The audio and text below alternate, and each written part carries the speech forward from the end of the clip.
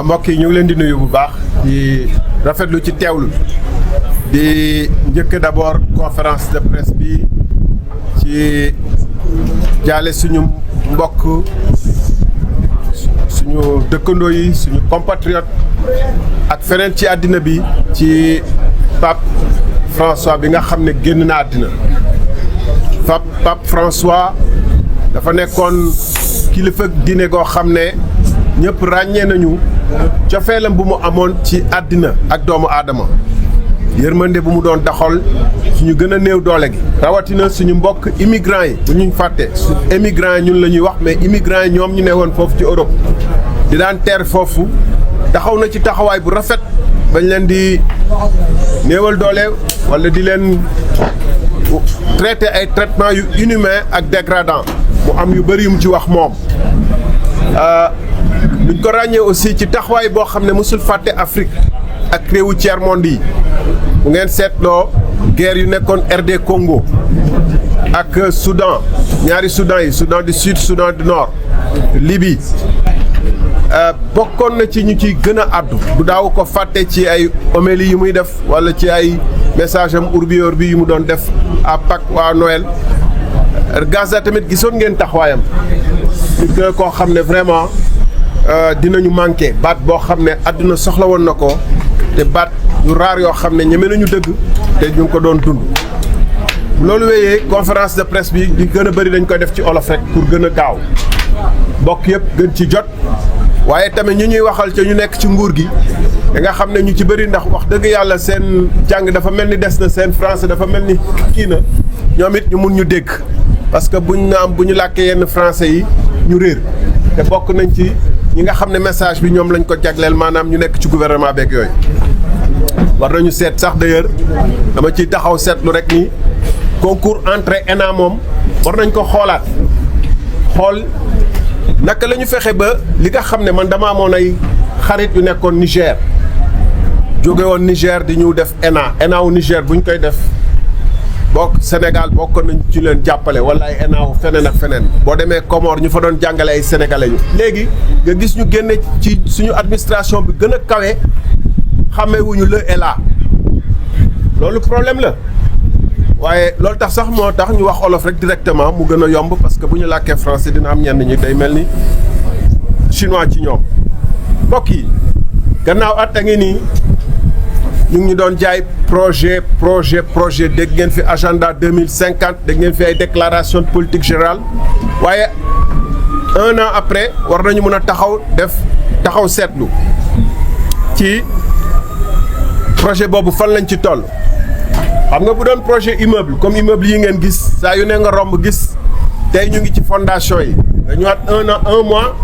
gis premier étage bi génn na un an après nga gis ñu ngi teg ay vitrage nekk ci finition nga xam ne lii am na luy avancé bu doon ab tool ñun waa Thiès lañu ab toolu mango di nga ko yaakaar ci ñeenti at diiru ñeenti at wala juróomi at nga commencé jaay say mango gën ngaa bëri waaye première année bi di nga gis mu sax deuxième année bi ñu màgg troisième année bi ñu commencé tóotóor tey jii fu ñu toll ci Sénégal waroon nañu seen ay tóotóor wala au moins lu sax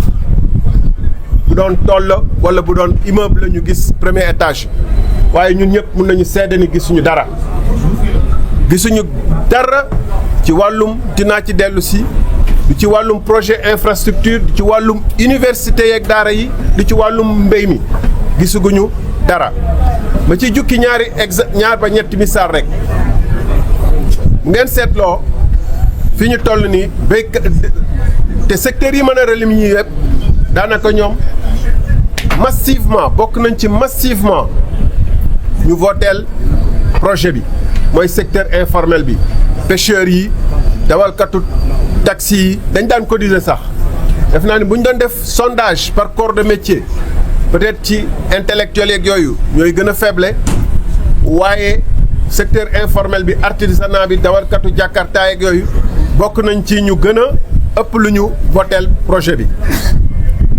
waaye tey bokk nañ tamit ñu gën a rëccu keroog ay mbokk pêcheurs Union nationale des pêcheurs artisanaux du Sénégal seet si nañ ma ñu ne ma ñoom seeni dund ak seeni liggéey dafa gën a sooxe ci at mi ñu wees ñu jox ma jël ci ñaari misaal rek mbël bi nga xam ne moom moo nekk fële ci Ndar ñu ko naan brèche bi ba tey mu ngi gën a yokk ci at bii ñu wees lu toll ci ñeent fukki doom bakkan rot nañu foofu ci mbël boobu ci at bii ñu wees ñeent fukki bakkan ñu ne seen matériel bi nga xam ne état bi nee na dootu leen jàppale ci ay moteur ak yooyu mu nekk problème bu rëy ñëpp dégg nañu fii problème mu monofilament bi nga xam ne amoon na fi ay problème diggante ay napp sax lu demee ni Kayar ak feneen loolu gouvernement bi dafa war a teel a jël ci ay motuwaay yoo xam ne daf ci war a gëstu jël ci ay motuwaayam bala li xewoon Kayar il y a 2 ans amaat fi bu ñu xoolee lu demee ni secteuru transport bi gis nañ leen fan yi yëpp ñuy yuuxu diggante taximaan yi dawalkatu yango yi mais taxi Sénégal ak parc immobilier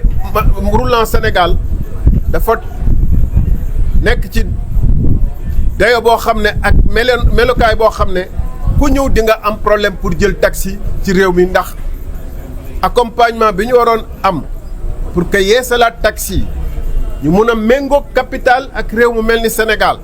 di bëgg a nekk réewum business ak tourisme loolu moom def nañ ñun ñëpp xam nañu taximaan yi bokk nañ ci ak transporteurs yi de manière générale bokk nañu ci ñu gën a dee ci réew mi. boo demee ci secteur BTP bi tey entreprise yu gën a mag entreprise sénégalaise yu gën a mag ñii ñu ngi ci sukuraat lu mel ni CDE ñoom daanaka dañu nekk ci presque arrêt d'activité CSE licencié na lu toll 650 agents ci fan yu wees boo xoolee Eiffage moom daanaka ci bitim réew maanaam seen siège bu nekk France ñoo leen di yabal envoyé xaalis pour ñu mun a fay seen liggéeykat nga xool de manière générale matériel bu daan dugg ci réew mi cimenterie yi nekk ci réew mi ak waa béton yi seen chiffre d'affaires wàññeeku na bu baax cimenterie près de 25% à 30% wàññeeku na ci seen chiffre d'affaires ndax ciment dafa nekk matériel périssable doo ko defar di ko stocké te fu ñu toll nii chantier yu bëri dañ taxaw ci réew mi loolu muy tamit lu am impact bu bëri ci liggéeykat yi surtout journaliers yi daan liggéey ci secteur yooyu nga xool mbirum béton beeg fer yi daan dugg ci réew mi bu doon benn bateau day dugg par mois ci fer fi mu toll benn bateau par ñetti weer lay ñëw ndax jafe-jafe yi nga xam ne réew mi mu ngi koy dund ci wàllum koom ak ci wàllum arrêt chantier yi ba nga xam ne fer bi mun nañ ci yokk yeneen explication yu bëree bëri yoo xam ne ñoom ci seen wàllu bopp ñoo ko waral parce que bu fekkee ni bateau yi tamit ñemetuñu ñëw Sénégal bokk na ci congestionnement bi nga xam ne dafa am port congestionnement boobu bokk na ci li ko waral ñi nga xam ne dañu xaral ñooñ xam liggéey bi ñu dàq leen deflaate leen ba équipe bu bees bi ñëwee pour des raisons strictement politiciennes congestionnement boobu am na ci loo xam ne loolu moo ko waral ñu yokk ci ni problème yooyu yëpp ñuy dund daf ci am yoo xam ne ci responsabilité ak cuune gouvernement bi moom moo ko waral ma jox leen ci ñaari misaal fuñ toll tey ci àddina gi yëpp wala gën gaa bëri ci àddina bi rawatina nag réew yu ñu wër yu mel ni Mali Burkina damay yem ci ñaari exemple yooyu munoon naa ci yokk Togo munoon naa ci yokk Côte d'Ivoire réew yooyu yëpp mun naa ci yokk Guinée mun naa ci yokk Mauritanie réew yooyu yëpp ñun ñoo leen gën a cherle carburant am na réew yoo xam ne lu mel ni Togo dina dem différence bi ba 200 francs CFA 200 francs ku xam njëgu pétrole impact bu muy am ci entreprise bi ci coût de la vie nga xam ne boo ko ajee fi mu toll nii c'est anormal Mali dafa am guerre Mali seen pétrole fii lay jaar monter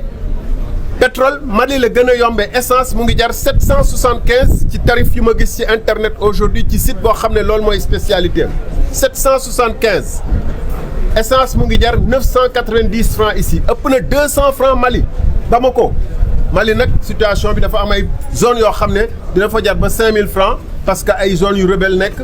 camions yi citernes yi pour ñu yegg sa problème la parenthèse laay wax parce que xam naa ne ñoom ñu ngi may déglu dinañ jëm jëli cas yu extrême yooyu waaye Bamako kilo litre essence 775 fii 990 lan mooy problème bi alors que seen carburant fii lay jaar di dem ma yokk ci nii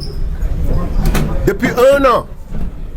mbokk yi ngeen déglu bu baax loolu may wax lii dafa am solo pour wone régime bi nu muy yoree réew mi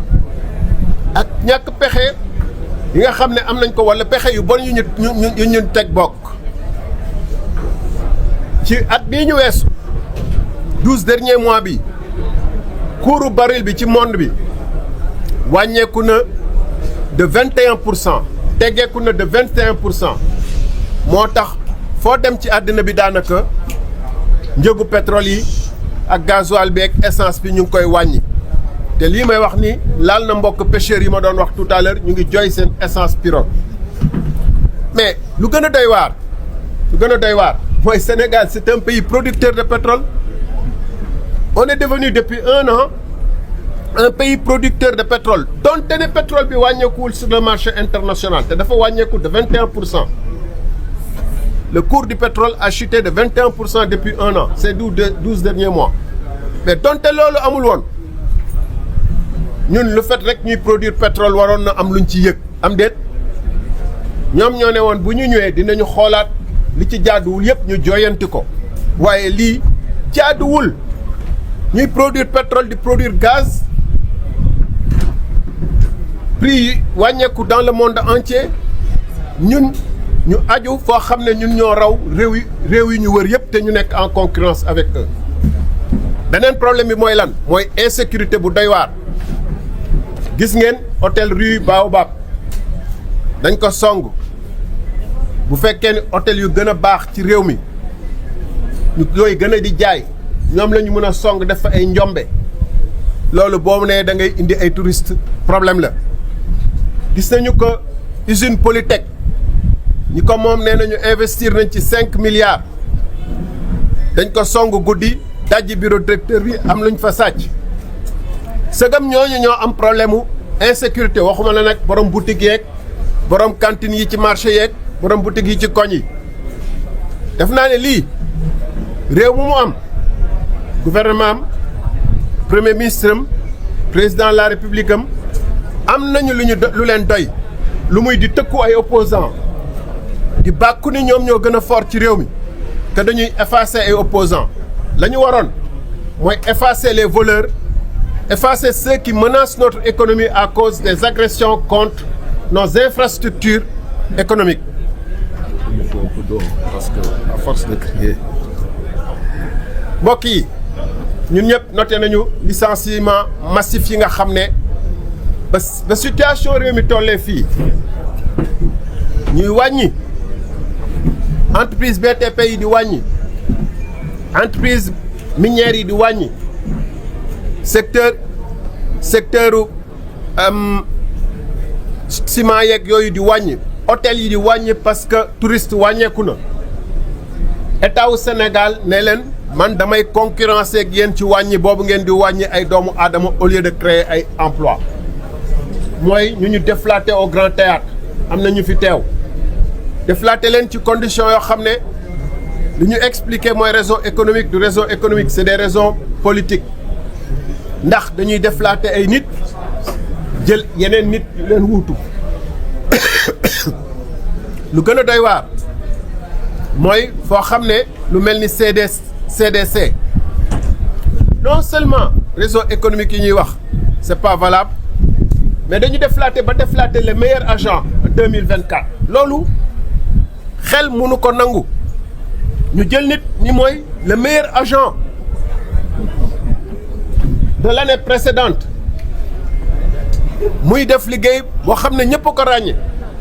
ñu déflaté ko pendant ce temps ki ko déflaté da daan toog 2 mois 3 mois du ñu liggéey te ñu ko fay mbokk yi loolu est-ce que xalaatoon nañu ni bu changement amee Sénégal dina loolu lu mel nii dina fi am mbokk mi situation yuy vivre nii moom mooy lu gouvernement wu Sénégal waroon gën a xeex lii rek doy na ku am problème ci wàllum koom gi am problème ci wàllum insécurité am problème ci wàllum yeneen xëyu xale yi boo demee tey xale yi daan taxaw ci 6 heures du matin di wut journalier foo doon fekk ñaar ba ñett tey juróom nga fay fekk ñu gën a jaaxle gën a tiit seen àdduna gën a lëndëm loolu war na doy képp ku jiite réew mi comme problème mais au lieu ñu song problème yooyu def ci seen kéem kàttan dañu gis premier ministre bu ñëwee assemblée nationale du ci yi lay wax du ci économie bi fan la toll du lu tax baril pétrole bi wàññeekuwul cours pétrole bi wàññeekuwul Sénégal du lu tax pêcheurs yi amay jafe-jafe du lu tax université yi pare wuñu may fàttali ni étudiants yi UCAD en tout cas ñu ngi ci année 2023 2024 ba tey ñu ngi waaj a pare année 2023 2024 war a song amee 2024 2025 alors que dans le monde entier ñu ngi waaj a tëj année 2024 2025 ndax loolu motul problème gars yi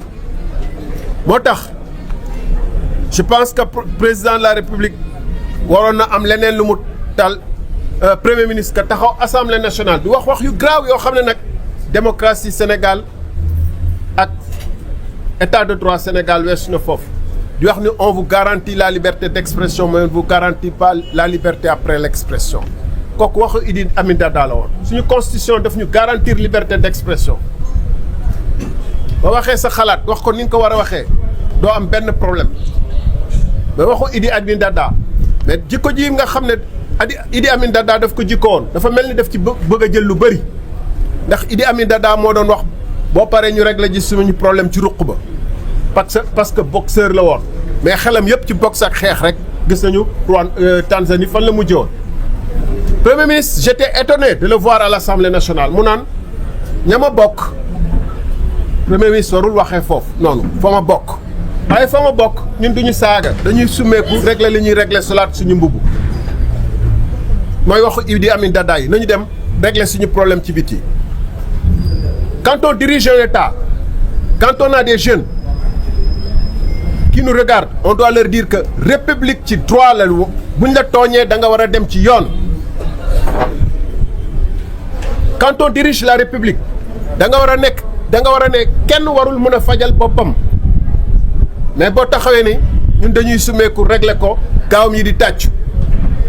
loolu moo tax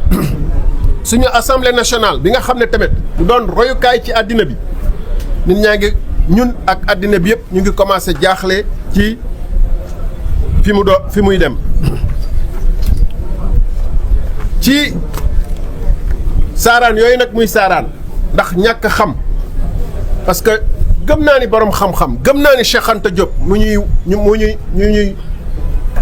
wuyoo ñoom di ne ñoom ay élèves Cheikh Anta Diop lañu gëm naa ni Cheikh Anta Diop du mus a taxaw assemblée nationale. di wax waxu kasaw yooyu bu nekkoon assemblée nationale dina leen wax naka la ñuy fexe tey ba nekk ci révolution numérique bi naka la ñuy fexe tey ba nekk le premier producteur de l'Afrique en matière d'oignon et d'exportation naka la ñuy fexe ba nekk le premier producteur de riz naka la ñuy fexe ba nekk l'université de l'Afrique de l'Ouest qui produit les meilleurs scientifiques naka la ñuy produire ay drones loolu la Cheikh Anta bu taxawoon assemblée nationale di wax waaye di wax waxu xeex ak kasaw ak sosal ay doomu aadama te ci biir foofu premier ministre daf ma sosal yu graaw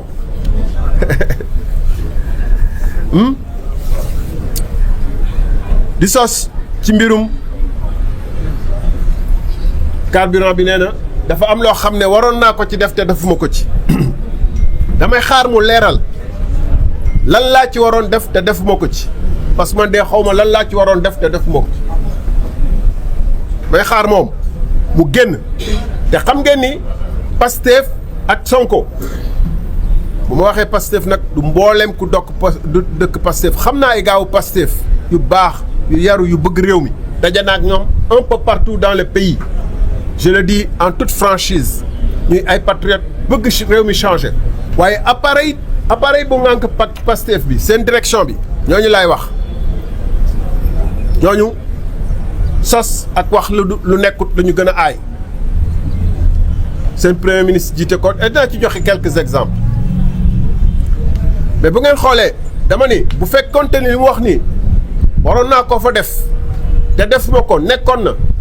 tey këyit yi mu ngi ci mbedd mi di wër ñu neen lii ak lii laa fa def lu jaaduwul yéen xam ngeen gars yi xam ngeen seen pexe xam ngeen seen jikko ku taxaw naa la am na 46 milliards xam naa compte bi xam naa nangam sangam bu ma ñëwee naa leen ko wax depuis 5 ans 6 ans c'était en 2019 en janvier 2019 depuis 6 ans nga wax jooju nekk premier ministre di dem di leb ay 45 milliards ci biti ay banque munoo fexe ba récupérer 45 milliards sénégalais xam nga ni loolu nekkut ku taxaw ne leen gis naa 1000 milliards xam ngeen ni nekkut ku taxaw assemblée ne wax na lii ak lii wala def na lii ci pétrole bi bu amoon taraftalu ay ni lu mel ni preuve dana ko teg ci table bi bala ma ci àddu nag danaa xaar ba mu génne li mu ci wax moom day jàpp naa ni bokkoon na ci sama avocat yu gën a baax parce que ba may démissionné boobu xaw ma woon ni sax bind na ci dafa bind benn bataaxal ci page Facebook am nii que xamoon naa Thierno Sall du yàgg ci nguur gi parce que la ma daan dégg ci moom ak li may def leeg gars yi mooy moom ak ñoom naruñu yàgg ndax dafay am yu muy bañ te def naa ni loolu tamit ñu bëri xamoon nañ ko mu génne le protocole de l'Élysée jagleel ci lu tolloog 4 à 5 chapitres ci pétrole beeg gaz bi ak yama ci def mu ñëw moom taxaw fa ma ko daan defee ni bu fekkente ni invité wuñ ko woon sax jour boobu moom moo ñëwul boppam wax na ko tamit mu ñëw pour témoigner seede ni bu fekkee ni Thierno Sall li ma bind ci téereem bi ci wàllum pétrole bi ci électricité bi ci infrastructure routière yi bu fekkante ni am na luñ ko xamal day fekk yóbbu nañ ko ci yoon ndax lu mu bind ci téere bi dafa garaaw te noonu la mel effectivement mbokk yi ma fàttali leen yenn rek yi ma def ci mbirum secteuru hydrocarbure bi dama ñëw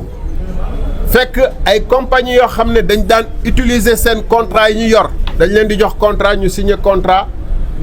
pour ñoom ñu dem def ay recherche ak exploitation hydrocarbure ñu denc ko di xaar ba gis keneen tayle ko comme nu ñuy def ci boo yi Sénégal rek nga jël ay boo jël ci fukk di dem di ko jaayi ji noonu lañ doon def ci secteur hydrocarbure ma gis ci entreprise yoo xam ne seeni contrat ñu ngi waaj a jeex ñu ñëw pour ma renouveler leen ko ñeent laa wax laa ci nangu seeni contrat mun naa ci citer ay tur bind naa ko ci livre bi ay Trace ay Oranto ay Elenito African Petroleum bi nga xam ne timis mu ngi ci woon ñeent yooyu yëpp dama ko nangu pour intérêt Sénégal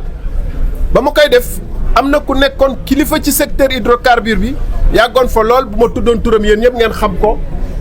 mu am lu mu jiite woon ci bànqaas bi ñu seet si ma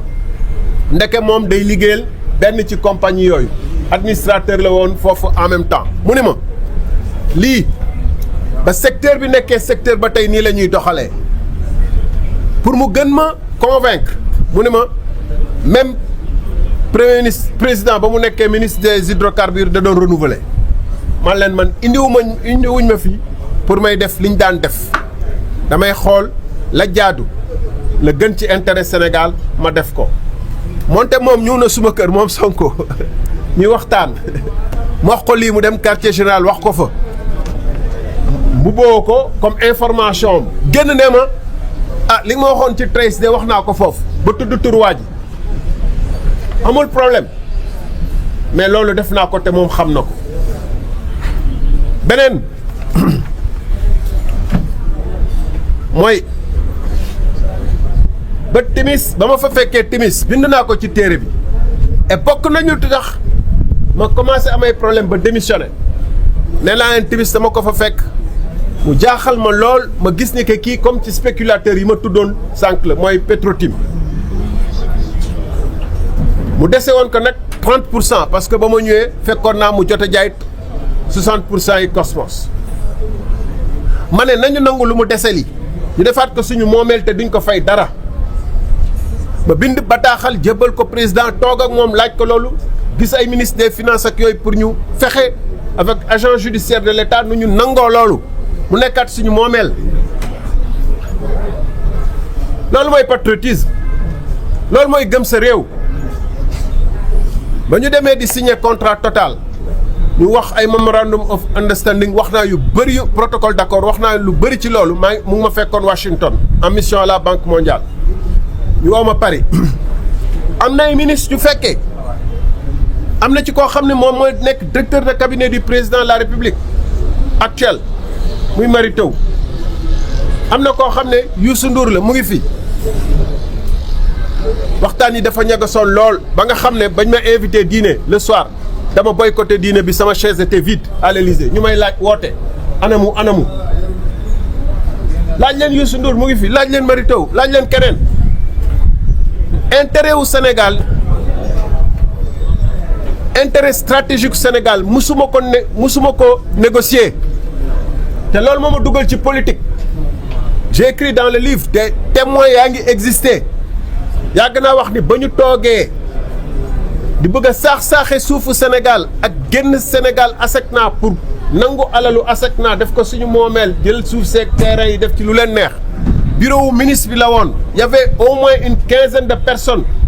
tous de hauts fonctionnaires de l'État DG directeur de ceci cela y compris moi représentant de l'ASECNA à part Modou Khaya ancien DG de l'AIBD qu'on n'a pas eu viré pour ça à part moom man maa taxaw te man maa ñu ubbi baal bi ne ministre bi li ngay def dëppoowul ak intérêt Sénégal j'étais un tout petit représentant kenn xaw ma j'ai jamais négocié les intérêts du Sénégal mais lu gën a graaw lu gën a yomb mooy bu fekkee ni dafa am ay lënt-lënt ci contrat yi te gëm naa ni bii ma wax nii am na ay lënt-lënt mais moom dafa newoon da koy renégocier wala da koy kii fan la ci toll loolu la war a wax sénégalais yi boo demee assemblée da nga leen di wax bind naa ci téere ni chronique d'une spoliation chronique pétrole et gaz au Sénégal chronique d'une spoliation maanaam damay nettali fan la ñu jaar ban foqati ci lu jaaduwul suñu moomeel bu fekkee ni patriote nga bu fekkee ni guerrier nga bu fekkee ni am nga ñoo war a mën a woon doole ak pexe spoliation boobu nga bindoon ci sa titre livre da nga war a dem régler ko am déet mais gis ngeen ni que premier ministre ak gouvernement am na yu bëri yu Sénégal dund tey seen wax ju bëri mun nañu wax Thierno Sall nag wala wax opposant yi amul conséquence waaye boo waxee ci suñu économie réew nga wax ci loo wax warul wax mu jural ñu ay conséquences yu grave ba li ma leen wax léegi bateau yi indi fer yi dañu ne contre Sénégal pour ñu fay la xaalis wala risque ba fa nekk dafa commencé élevé ñu ngi wàññi ndax wax ju bëri ak bàkk ju bëri jaru ko bu fekkee ne am nga xam-xam bi bu fekkee ne jox nañ la 54% 2 fois jébbal le pouvoir bi yëpp exécutif ak législatif mais foo war a bàkkoo mooy sa jëf sa liggéey ngir Sénégal yi génn ci seen jafe-jafe ngir xale yu jaaxle woon yi ba wóolu la di cotiser di takk lam bi di yaakaar ni bu ngeen ñëwee au bout de 2 mois dina am lu ñu gis ñu commencé gis dara mais pas nga jël ndaare ci Afrique de l'Ouest yëpp ci wàllum pétrole alors que tu es un pays producteur de pétrole Mali gën la yombale pétrole Burkina gën la yombale pétrole pas ngay nii da ngay wàññi bourse étudiants yi baa ngay woo enseignants yeeg yooyu nii dañu war a def sacrifice te yéen defu leen sacrifice loolu tële mënu ko wees dañu boole ñaar ñoom dañu tële bëri wax te soxor loolu nag day ànd souvent boo tëlee da ngay mottali ko coow lu bëri pour détourner attention nit ñi ci seen jafe-jafe yi lu tax dund gi cher lu tax espoir amul nga yóbbu ko ci yeneen débat léeg-léeg sax nga ubbi ay débat comme ay débat politique concertation politique nationale ñàngam sàngam concertation bi war mooy naka la ñuy fexe ba université nekkaat université bu normal année 2025 bi bu ñu ubbee bu ñu demee octobre 2025 ñëpp tàmbale année universitaire 2025-2026 mais pas ba xaar ba juillet 2026 di démarrer année universitaire 2025-2026 loolu mooy problème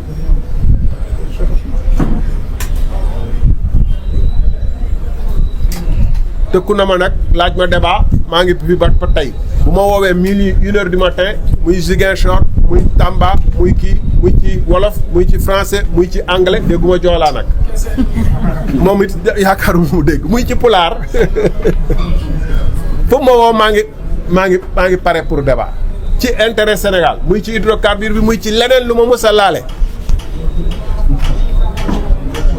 ma ñëw mbokk yi ci fond Covid bi et ci divertissement yi bokk na ci bi je pense damay xool suma note rapidement rek ci divertissement yi bokk na ci mais dinaa ci ñëw léegi ci fond Covid bi man yàgg naa wax ni fond Covid bi aaxiru jamaan la woon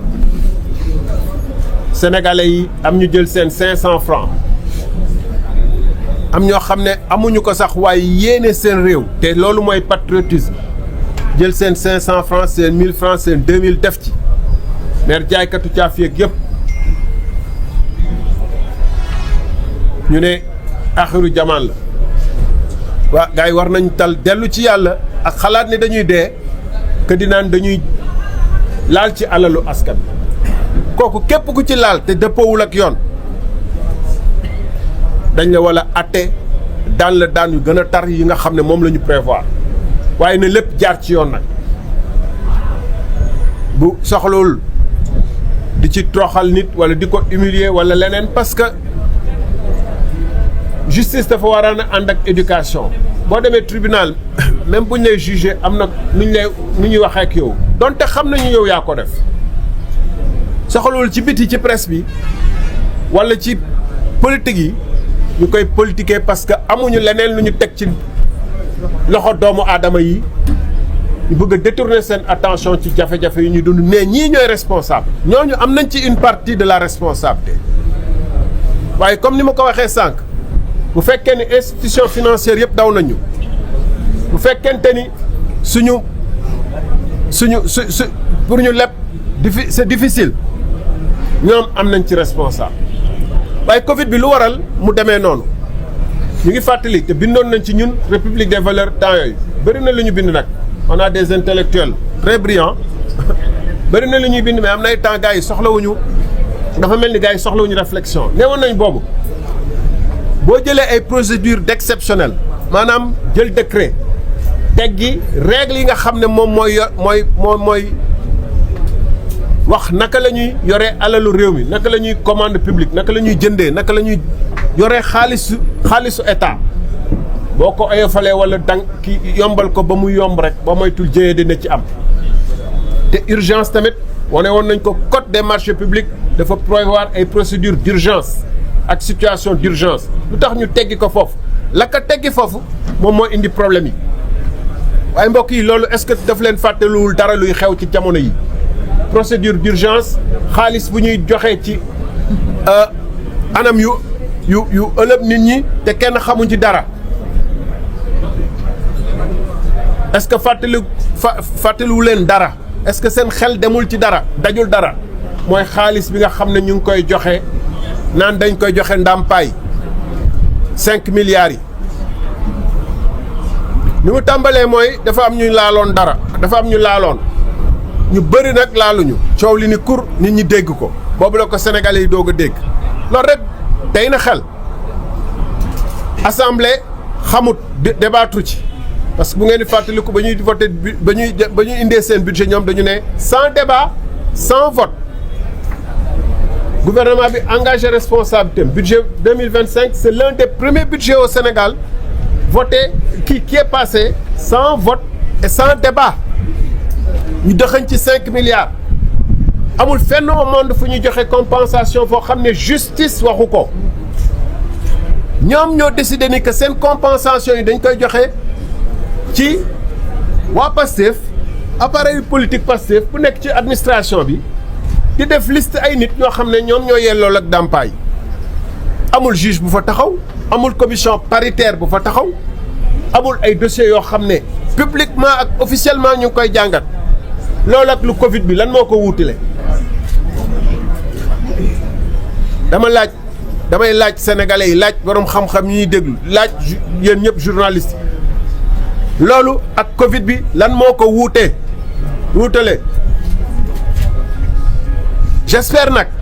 j'espère comme ñoom dañu ne jubal jubanti lii moom nu rawul ak lu jub on verra à l'arrivée waaye bàyyi fi justice bi nga xam ne moom moo waroon wax Samba nee na dañ ko gaañ wala bokkoon na ci émeute yi da doon combattre pour la liberté fii la jëlee gaañ bi ñu dem xool enquête ba xam ne effectivement noonu la demee ñu koy jox dàmpaay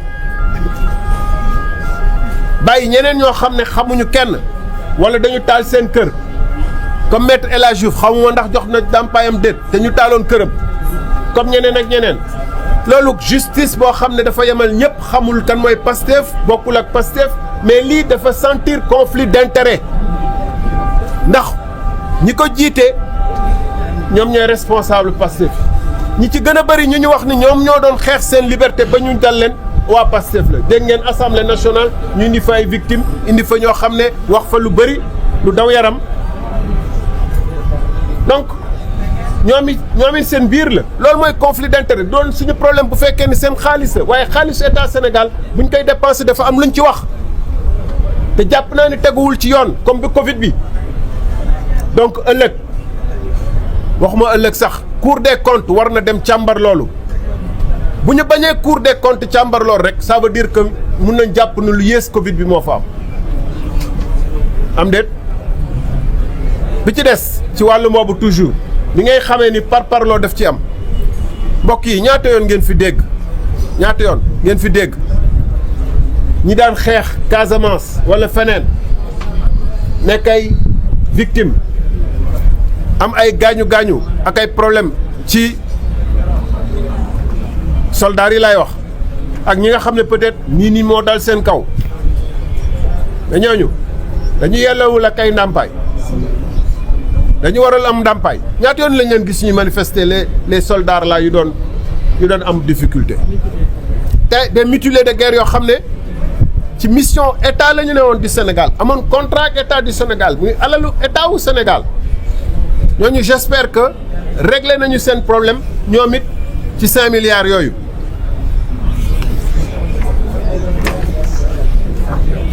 mbokk yi li ma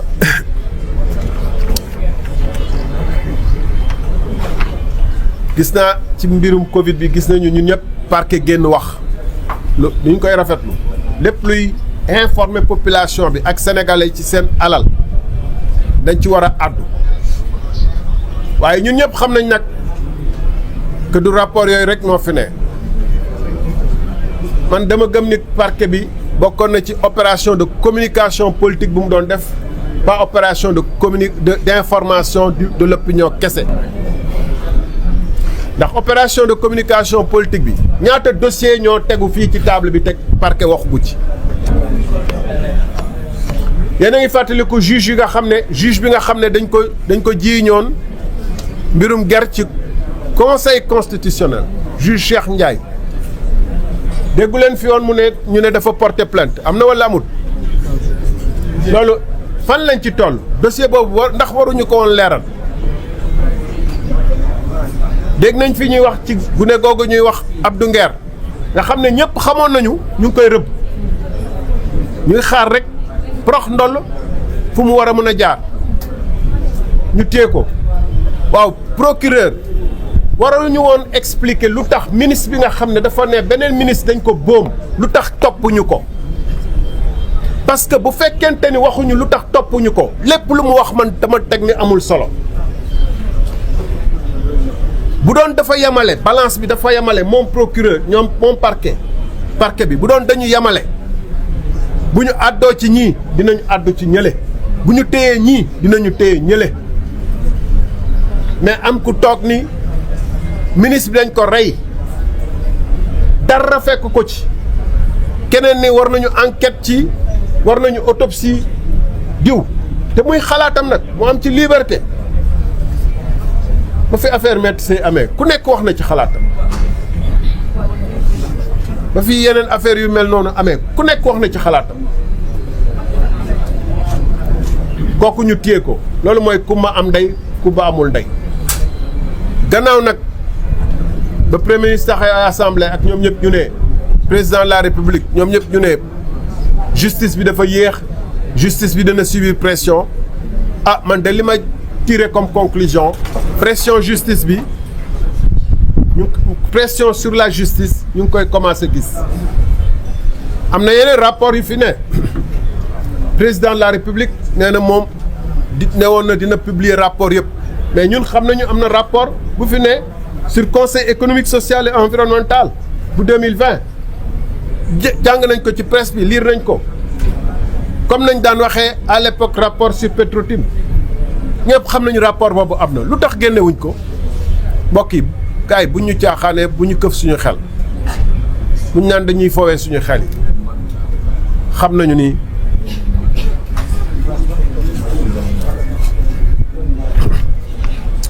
xam nañu donc ni justice bi ba tey na mu daan demee rek lay demee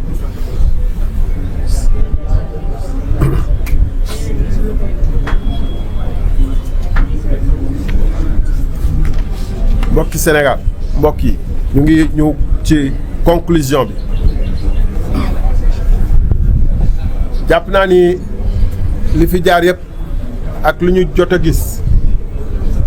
ñu ngi doon séentu Sénégal boo xam ne day am ay yokkute ak jéego ci kanam waaye tey boo waxee Sénégal dans le monde ñu bëri di ree ndax gouvernement boo xam ne gën gaa bëri ci ministre bu ñu waxee ñu ne ñii fan lañ leen jëlee wala fañ la ñu jàngee Sénégal c'était la fierté de l'Afrique de l'Ouest royukaayu Afrique de l'Ouest ak du monde on n'était pas un grand pays par les moyens financiers par les ressources etc. mais on était un grand pays par les ressources intellectuelles par la force de la diplomatie par la compétence de son personnel nga xam ne ñoo doon rayé de partout en Afrique aujourd'hui da ngay taxaw assemblée nationale nekk jëwriñ nekk ministre yi wax sax ñu ne la waxal ci làkk Kocc parce que li ngay wax moom bu ko suñu mbokk naar yi déggee wala même anglophone yi bu ñu déggee dinañu ree parce que même ku mel ni Umaro Sissoko Embaló moom xam dégg na français bu baax wala cap-verdien yii dégg nañ français bu baax bu ñu demee dans le monde taxaw di wax c'est pas pour rien que Côte d'Ivoire di supporter beneen candidat bu dul candidat wu Sénégal ci jamono Senghor ak Houphouët ba jamono Abdou Diouf ba ci jamono yu mujj Sénégal ak Côte d'Ivoire ñoo doon doxal lu bëri ci sous-région ñoo doon ànd di doxal lu ñu bëgg mooy am lu ñu d'accordul day jafe mu jàll waaye tey bu ngeen seetloo ñun amatuñu influence fenn ci suñu taxawaay ak suñu bëgg a xaxar ñëpp ak kañ ñëpp alors que ñooñu dem am seen réew te ëppale wuñ leen dara li sénégalais yi di séentu nag mooy ñu nekk ci suba teel di xaar pour am xëy mooy ñi nga xam ne dañ leen déflaté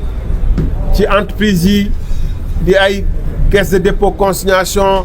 di port di te yaakaaroon ci jubal jubanti bi ñu bëri ci ñoom voté woon pour jubal jubanti bi man toog naa ak ñoom am na ci ñoo xam ne ils l'ont avoué te am na ñoo xam ne ñun xam nañu foofu la ñu woote ñoo ñëpp lu ñuy xaar mooy lu tax kumba am ndey gi ak kumba amul ndey bi parce que loolu moo gën a tiis nit mun na nangu lu ne mais nangu loo xam ne dañ la ko teg ci jaay doole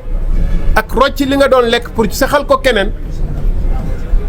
pendant ce temps ñu ngi recruter par exemple ñu ngi recruter dans la fonction publique ay enseignants avant dañ doon afficher liste yi ak critères yi parce que xam ngeen ni enseignement c'est l'un des secteurs les plus transparents foofu au moins syndicats yi taxawoon nañ taxawaay boo xam ne day leer waaye tey jii nii ay SMS la ñuy envoyé parce que sañu ñu afficher liste yi loolu mooy jubal jubanti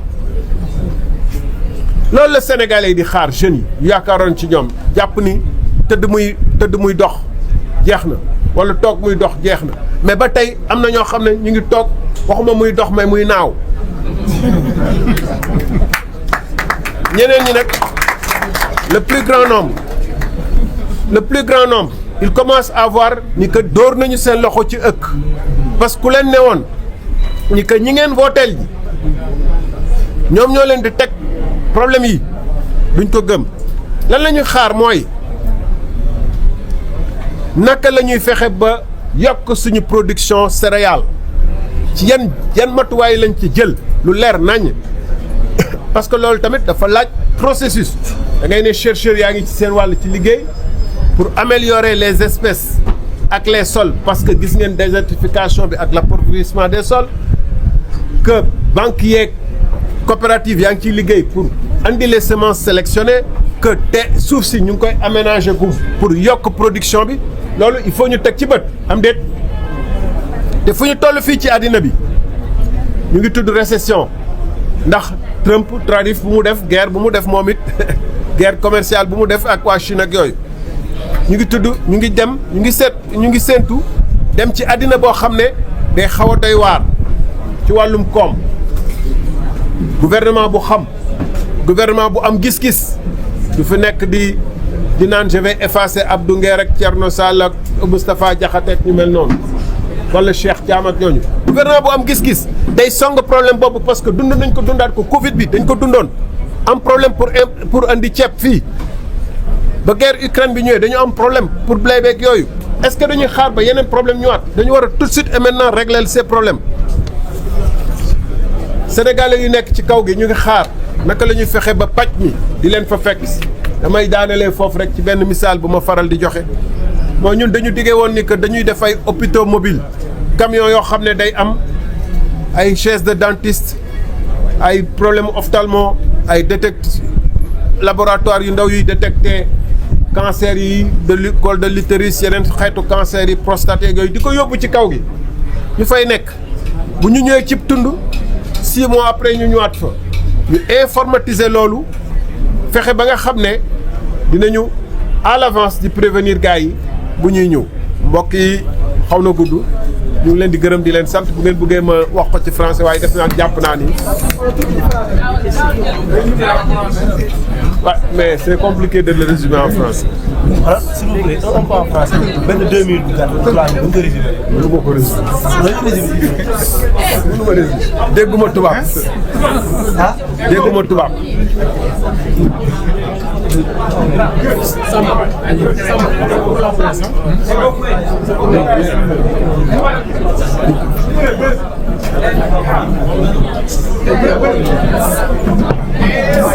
en français.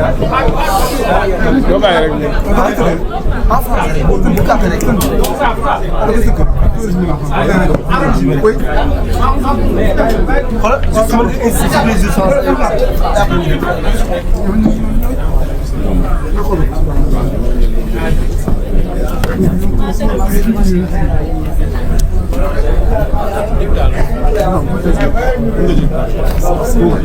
C'est difficile de boire c'est vrai.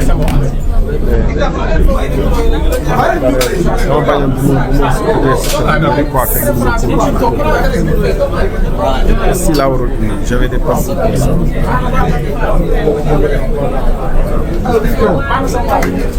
Allez, on y va.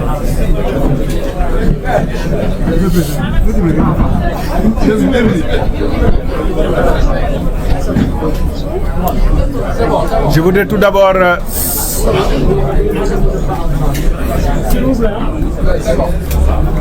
d'abord rendre un hommage appuyé au pape François qui vient de nous quitter.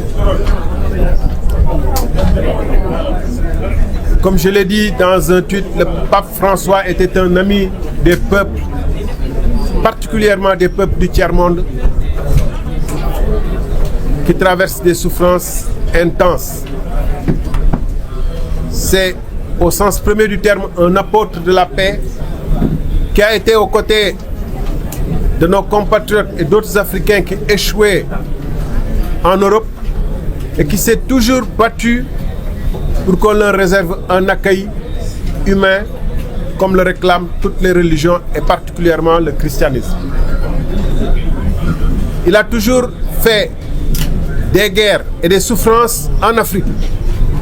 de la pauvreté et des souffrances en Afrique, particulièrement des guerres dans les deux Soudans, en Libye, en RD Congo. Sa préoccupation majeure. Je ne me souviens pas d'un message de Noël ou de Pâques qu'il ait produit sans faire référence de manière expresse à la République démocratique du Congo, au Soudan, à la Libye et aussi aux souffrances à Gaza. Nous venons de perdre une des rares voix qui parlait pour tout le monde, sans distinction de race, de religion,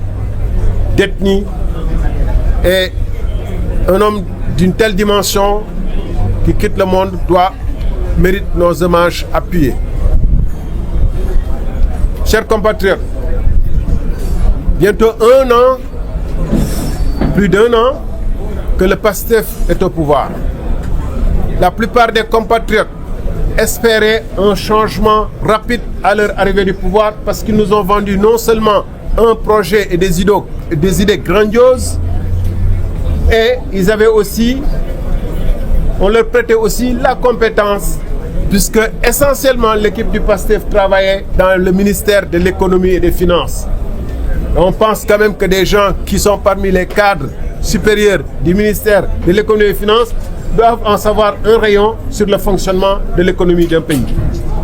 Or, et c'est là le paradoxe le plus lamentable, c'est que toutes les mesures qu'ils ont prises ou les comportements qu'ils ont eus d'emblée ont eu des impacts directs mais négativement sur les finances du pays et sur l'économie du pays. Par ces déclarations, on ne peut plus hasardeuses, au nom d'une soi-disant transparence, le Premier ministre nous a fait en sorte que la note du Sénégal est au plus bas, qu'on emprunte à des taux démentiels insupportables pour le pays, que les investisseurs ne se bousculent pas au Sénégal et que l'économie est quasiment à l'arrêt. Signes et preuves ne peuvent être plus évidentes d'une incompétence notoire dans le domaine de l'économie qui devrait être pourtant leur domaine de spécialisation. Et je m'en vais donner quelques petits exemples pour illustrer mon propos. Le secteur de la pêche vit des difficultés incommensurables. J'ai rencontré récemment, à leur demande, un syndicat de pêcheurs. Ils disent que la brèche de Saint-Louis a englouti près de 40 vies en un an. 40 personnes disparues dans cette brèche. Et rien n'est tenté. C'est comme si ça ne se passe pas au Sénégal. Ils disent que leurs pirogues qui sont faites, qui sont des pirogues artisanales, qui méritent, alors que si vous allez en Mauritanie, on commence à avoir des petits chalutiers financés par le gouvernement. Vous allez au Maghreb, c'est que des chalutiers modernes, il n'y a pas nos petites pirogues artisanales. Même l'effort qui avait été fait pour leur fournir des moteurs hors bord, cet effort est en train d'être, sous des prétextes nébuleux, arrêté par le gouvernement, alors même que c'est un secteur qui a voté massivement pour le changement. Si nous quittons le secteur de la pêche pour aller, par exemple, vers le secteur des BTP. Aujourd'hui, tout le monde sait, et ils l'ont dit publiquement, les entreprises de BTP au Sénégal qui employaient beaucoup de personnes faisaient vivre directement beaucoup de personnes et faisaient vivre indirectement beaucoup. Les entreprises de BTP sont presque à l'état de léthargie. La compagnie des entreprises, CDE, est restée 3 mois sans payer les salaires de ses employés. La compagnie sahélienne d'entreprise CSE a licencié 650 personnes. FH, semble-t-il, doit faire des appels de fonds depuis le siège de la France pour payer le personnel. Et si on sait qu'aussi, quand ces entreprises ne vont pas, les cimenteries et les carrières ne vont pas, parce que le ciment ne se stocke pas. Les chiffres d'affaires des cimenteries ont baissé de 25%. Le fer qui était importé, au lieu d'un bateau par mois, ce serait plutôt un bateau par 3 mois. Voilà les signes patents d'une économie qui souffre. Et l'urgence de l'heure, la plus haute urgence, ce serait de se retrousser les manches, de faire en sorte que ces secteurs sortent de la léthargie. Parce qu'on dit, quand le bâtiment va, tout va. Or, je l'ai dit aussi tantôt, de par ses propres initiatives, d'arrêter les chantiers sans discernement et sans raison, le gouvernement, le Premier ministre, le Président de la République ont contribué à cette situation désastreuse pour l'économie du Sénégal. Et l'économie, ce n'est pas un micro,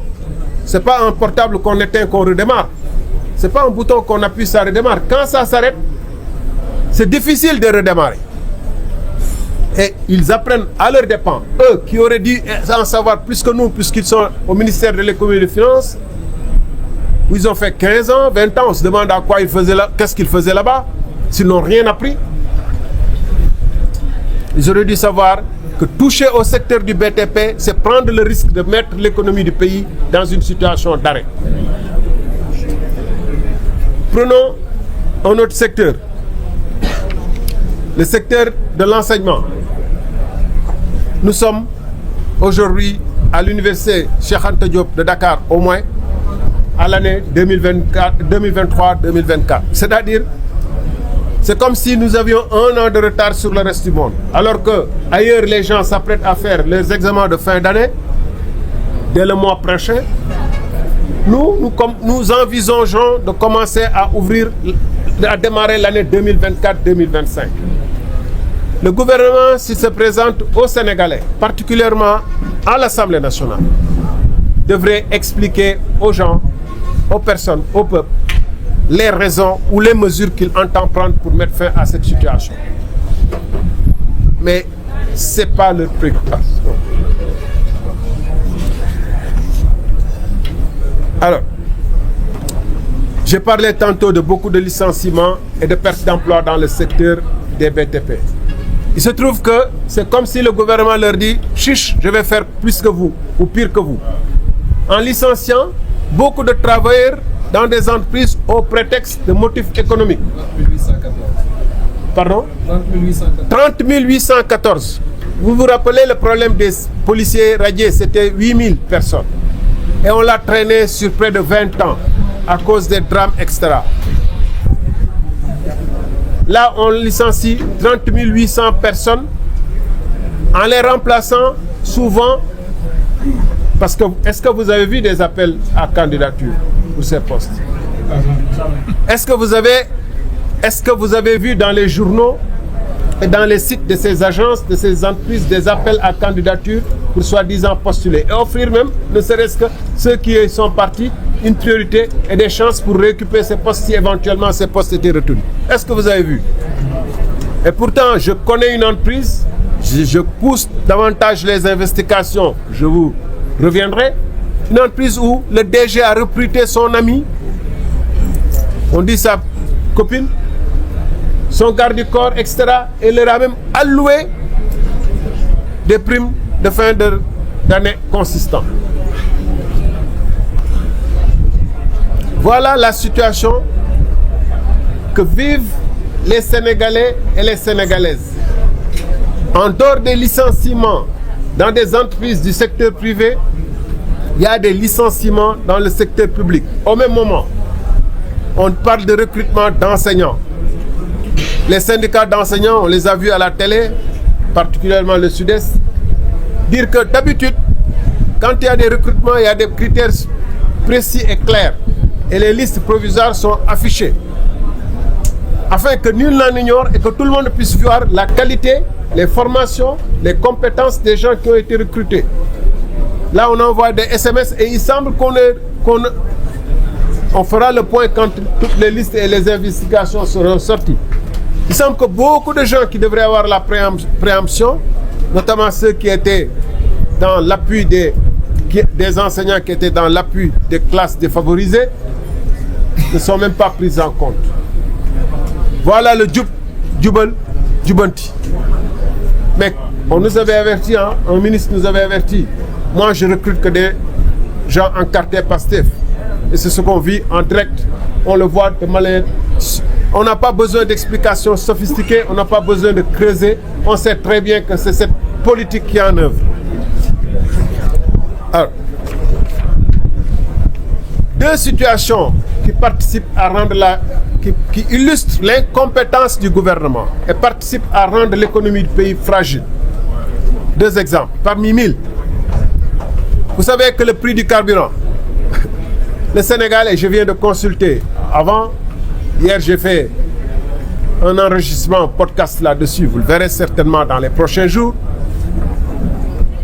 Le Sénégal est l'un des pays de la sous-région ou le pays de la sous-région, je ne dis pas l'un des pays, le pays de la sous-région où le carburant est le plus cher qu'au Mali, alors que le Premier ministre Sonko faisait de sa campagne électorale en disant que il n'est pas normal que le carburant du Mali qui passe par le port de Sénégal soit moins cher, que le carburant soit plus cher au Sénégal qu'au Mali. Tenez-vous bien, même en arrivant ici, j'ai consulté encore le site spécialisé sur ces questions. Au Mali, l'essence coûte 775 à Bamako. Vous pourrez me sortir des chiffres en me parlant de Ménéka ou d'ailleurs où, à cause de la rébellion et des risques, le carburant peut coûter beaucoup plus cher. Mais à Bamako, c'est 775. À Ouagadougou, c'est un peu autour de 650. Au Sénégal, des pays enclavés en guerre, au Sénégal, c'est 990, plus de 200 francs. On sait que depuis un an, le cours du baril a chuté de plus de 20%, 21, et quelques pourcents. Pourquoi il est impossible de répercuter cette chute, cette baisse de prix sur le prix à la pompe? Pourquoi? On rend ainsi plus cher le fait de produire au Sénégal, de se déplacer au Sénégal. On impacte les entreprises, les boulangeries, les pêcheurs, dont l'essence carburant est chère, est devenue plus rare. Comment le pétrole peut-il coûter moins cher au Burkina, qui n'est pas un pays producteur de pétrole, et nous le sommes devenus, qui n'est pas un pays côtier, dont l'essence passe par le Togo, ou le Ghana, ou le Bénin, pour arriver par des camions-citernes à Ouaga, et à l'intérieur de Ouagadougou, qui est 2 fois, 3 fois plus étendu que le Sénégal. Parce que le gouvernement met des taxes là-dessus, extrêmement importantes, et ne refuse de faire bouger ces taxes-là à la baisse. Il y a longtemps que le prix de l'électricité, il y a longtemps que le prix du pétrole à la pompe aurait dû baisser drastiquement. Il y a longtemps que le prix du riz aurait dû baisser drastiquement, parce que depuis un an également, le prix du riz a baissé d'un tiers, 30%. Ceux qui nous avaient promis que 2 mois après leur arrivée du pouvoir, le Sénégal aurait un visage nouveau, voilà la réalité. Un autre élément qui empêche les entreprises de fonctionner dans des conditions normales, c'est l'insécurité. On a vu un hôtel 5 étoiles, qui a été inauguré en grande pompe, vendu un peu partout dans le monde, faire l'objet d'une attaque à main armée. C'est quelque chose d'incroyable. On a vu, comment voulez-vous après que les touristes viennent? Comment voulez-vous que les hommes d'affaires aient confiance pour aller dans des hôtels sénégalais? Et vous avez vu combien nos hôtels sont devenus des banqueurs. On a vu l'entreprise Polytech vers Diamniadio, être attaquée, on dérobe de l'argent, on ligote les gardiens. Si les policiers et les autres faisaient des rondes régulières, si la gendarmerie et la police étaient suffisamment équipées, au lieu d'aller acheter 280 milliards d'armes pour faire la guerre à qui? Alors que nous, on a l'insécurité totale dans ce pays, les entreprises subissent des situations incroyables. Voilà encore un autre signe d'incompétence. Je dis que si le Premier ministre a de la force, comme il aime à se le présenter, s'il est aussi puissant comme il aime à se présenter, voilà des ennemis à la mesure de sa puissance et de sa compétence. L'insécurité au pays. Le fait de pouvoir ramener le prix du carburant à sa juste valeur. Et de toutes les autres. Le fait de pouvoir ramener l'année universitaire. Et quand il vient à l'Assemblée nationale, ça devrait vraiment être pour expliquer aux gens par quel processus il va conduire le pays vers l'avenir qu'il nous a promis. Parce qu'un projet, quoi qu'on puisse dire, surtout sur le dire 5 ans, c'est comme un bâtiment, ou bien un champ de manguier, un verger de manguier, un projet de manguier. On voit quand même la première année les fondations, les premiers mois, puis on voit le premier étage, puis on voit les finitions, et ainsi de suite. C'est ça un projet immobilier d'envergure, où on voit les premières pousses. La deuxième année, on voit grandir. La troisième année, on voit fleurir. Mais si on voit même pas, on voit rien pousser, rien ne pousse, ni dans le domaine du béton, ni là dans le domaine de l'agriculture, ni dans le domaine des industries, rien. Vous allez dans une ville comme Thiès, 500 000 habitants, il n'y a plus d'industrie, il n'y a pas d'agriculture, il n'y a pas de pêche. 500 000 habitants qui vivent de l'informel. Ça, c'est quelque chose qui doit inquiéter ceux qui nous gouvernent, parce qu'il y a autant de personnes qui constituent, si on ne leur donne pas de l'emploi, une bombe potentielle. Le Premier ministre, quand il vient de l'Assemblée, cette tribune où si Cheikh Anta Diop, qui semble être leur référence, était, il nous ferait rêver. Il nous parlerait peut-être de comment on doit faire en sorte pour rivaliser avec les Européens sur l'intelligence artificielle. Comment on va faire des drones pour faire en sorte que le désert même on puisse cultiver, ou des robots. Comment on doit faire en sorte pour atteindre notre autosuffisance. Comment on doit faire en sorte pour être la clinique de l'Afrique de l'Ouest ou l'usine de l'Afrique de l'Ouest. C'est ce qu'aurait dit Cheikh Anta Diop. Mais vous imaginez Cheikh Anta Diop parler comme Idi Amin Dada. Vous imaginez Cheikh Anta Diop ou Mamadou Dia parler comme Idi Amin Dada. Or, le Premier ministre, lors de son dernier passage, a parlé comme Idi Amin Dada. Non content de dire, comme Idi Amin Dada, que dans ce pays, on garantit la liberté d'expression, mais on ne garantit pas la liberté après l'expression. Ça, c'est l'envers de la démocratie et de notre constitution qui garantit la liberté d'expression. Et eux-mêmes, ils ont dit que nous sommes prêts et nous devons être prêts à mourir si on nous empêche notre liberté d'expression. C'est pourquoi ceux qui sont morts dans les événements sont des combattants de la liberté. C'est ce qu'il a dit. Comment peut-il après dire que nous garantissons la liberté d'expression, mais nous ne garantissons pas la liberté après l'expression? Et après ça, il dit quoi? Il dit que nous, si on nous insulte, on ne va pas répondre par les insultes. Quand un insulteur dit ça, ça fait rire.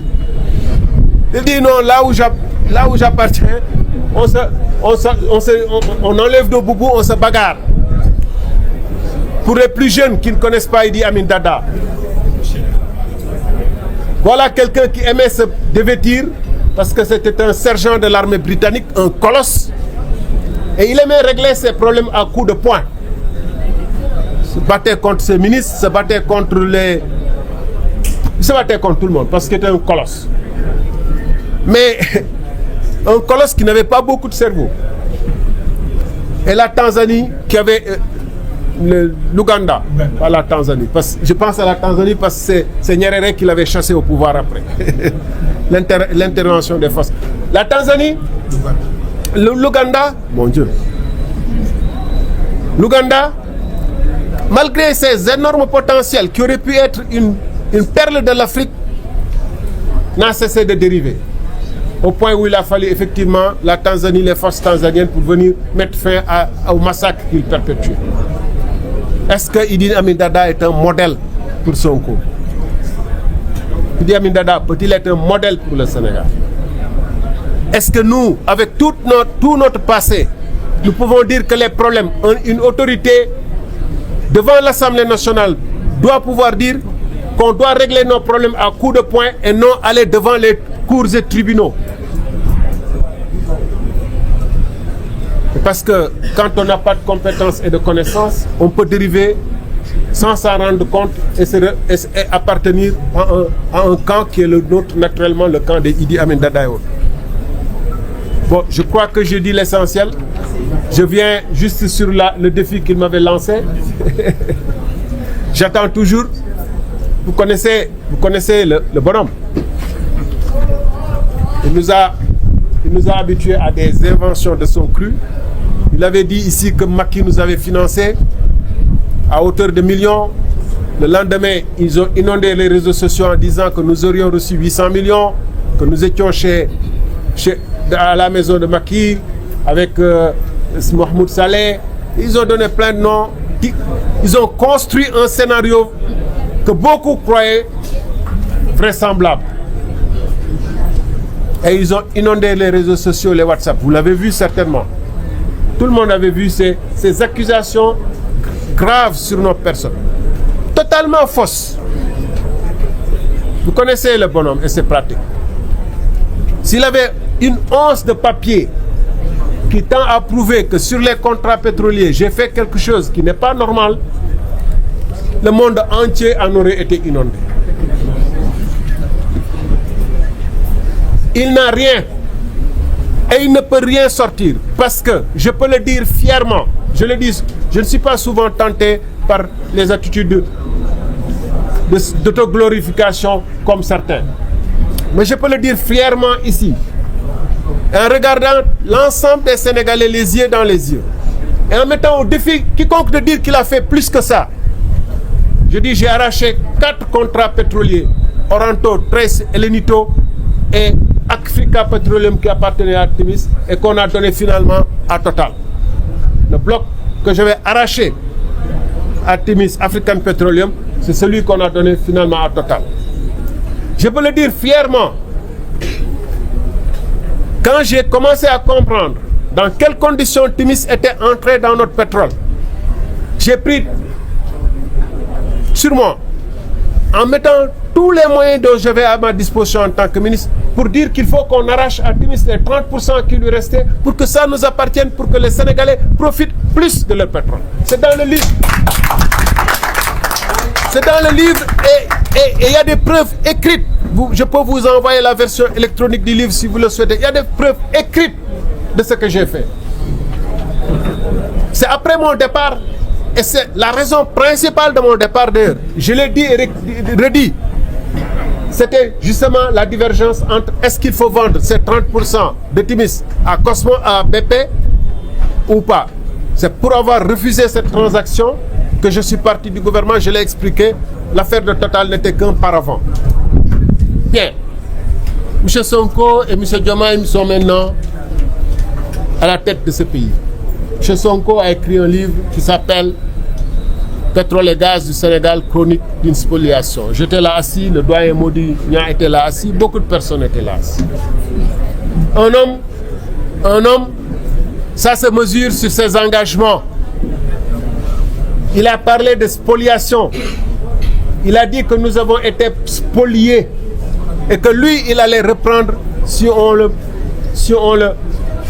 lui confiait les destinées du pays. Il allait prendre toutes les mesures pour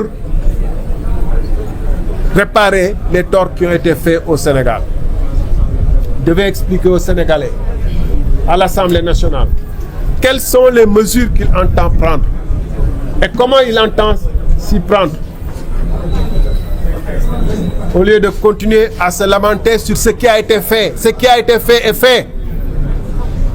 Ce qui reste à faire, c'est qu'il prenne ses responsabilités pour changer ce qui a été fait s'il peut le faire.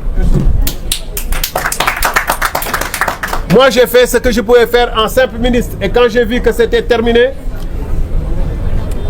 quand j'ai vu que je ne pouvais plus avancer plus loin parce que ministre, j'ai des pouvoirs délégués d'un chef, j'ai pris mes responsabilités, je suis parti.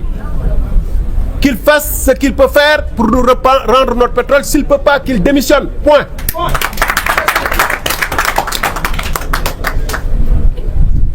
Je crois que je suis clair. Maintenant, s'il a des choses à montrer, qu'il les montre et on en parlera. Ces allusions-là, ça ne sert à rien. J'ai même pas envie de donner l'impression d'acharnement particulier, mais j'aurais pu insister sur comment il avait dénigré Ahmed Khalifa Niasse avant d'aller se présenter piteusement à lui pour s'excuser. Mesdames, Messieurs, on parle aussi des fonds Covid, puisque vous m'obligez à parler français, je ne peux pas faire une partie, laisser l'autre partie. Les fonds Covid, à l'époque, je fais partie de ceux qui avaient alerté. La République des Valeurs fait partie de ceux qui avaient alerté en disant que l'urgence n'explique pas la dérogation des règles de gestion des finances publiques, qui sont des règles de prudence, et le Code des marchés publics prévoit des procédures en cas d'urgence. Et en tout état de cause, on ne peut pas donner du liquide, du cash à des gens qui le dépensent en amenant des petits bouts de papier comme justification. Ça, c'est ouvrir la porte à toute forme de déviance. Mais la machine de propagande de l'État à l'époque, s'il vous plaît,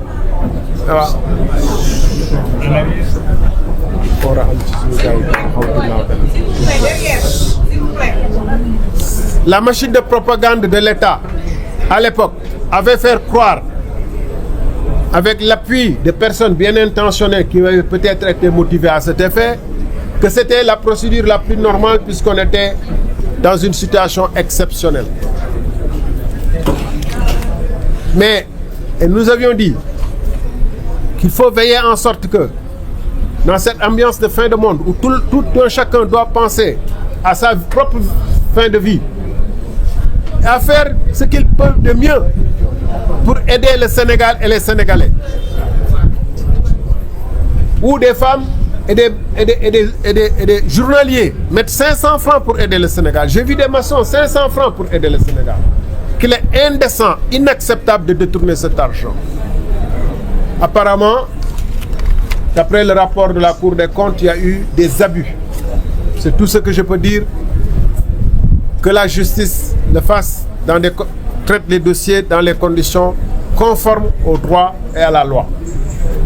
Personne ne doit avoir aucun état d'âme là-dessus. Mais, mesdames, messieurs, cette situation doit nous rappeler à une situation présente.